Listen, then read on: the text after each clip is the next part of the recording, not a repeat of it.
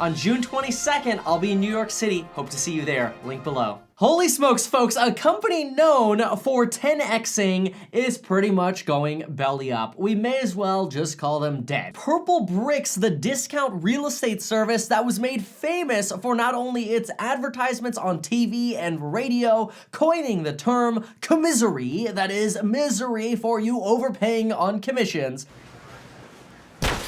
Ah, commisery. The misery you feel when you spend thousands on commission but got nothing more for your money. Did you want... Okay. Save yourself from commisery at PurpleBricks.com.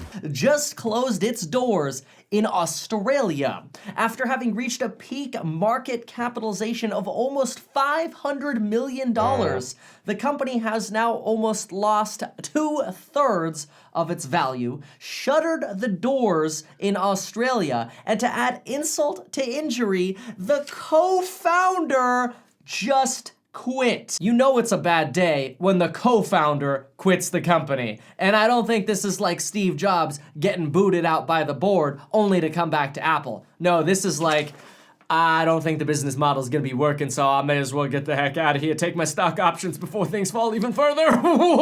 So what does this have to do with 10xing? Well, let's go exactly to what the Financial Times just told us about the reason for the doors being shuttered in Australia. The Financial Times tells us, with hindsight, our rate of geographic expansion was too rapid, and as a result, the quality of execution suffered.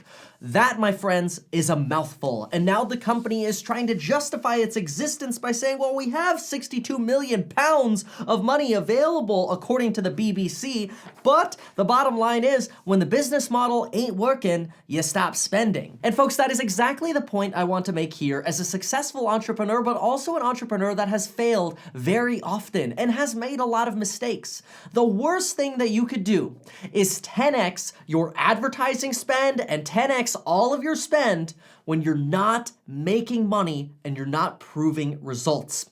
Here's what I mean by that.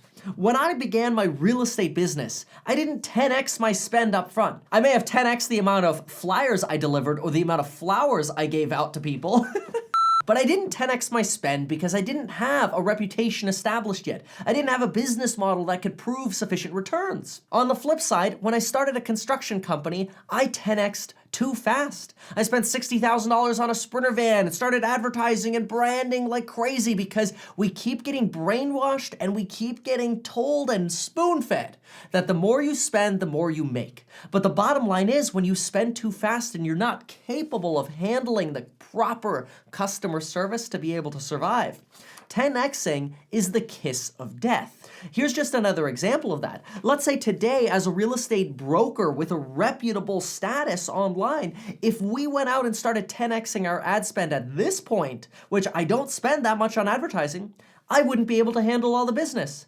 At this point already, we're quite satisfied with the number of clients we have. We have more capacity for more, but certainly if we 10x'd and started hiring too fast and started expanding too fast, the same thing that happened to PurpleBricks might happen to us. And as a result, I encourage you to ask yourself, can you prove results before you 10x? Before you become somebody with a great idea like PurpleBricks, the great idea to disrupt the entire real estate industry, which everybody is trying to disrupt, a company that had a market cap of almost $500 million. Do you want to become them to where not only do they have to close their doors in Australia, but now they are evaluating their operations in the United States and Canada, with the Telegraph already stating that investment into the US will be scaled back. This is terrible news for this company, and it, to me, does not bode well for 10xers. The reason I say this,